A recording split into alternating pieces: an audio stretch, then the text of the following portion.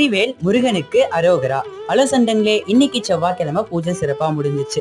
நான் இன்னைக்கு உங்ககிட்ட ஷேர் பண்ணிக்க போற விஷயம் திருப்புகழ். திருப்புகழ் படிச்சா கிடைக்கும் நன்மைகள். திருப்புகழ் தனித்தனியா இருக்கு. கல்வி, செல்வம், ஞானம், அது போல ஒன்னொன்னா தனித்தனியா இருக்கு.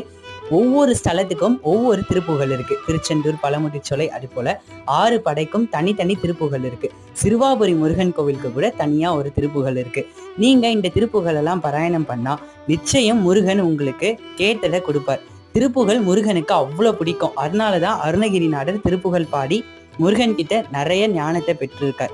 நீங்களும் நிறைய திருப்புகழ் படிங்க. ஐயன் கிட்ட என்ன வேணுமோ கேளுங்க. திருப்புகழ் நிறைய இருக்கு.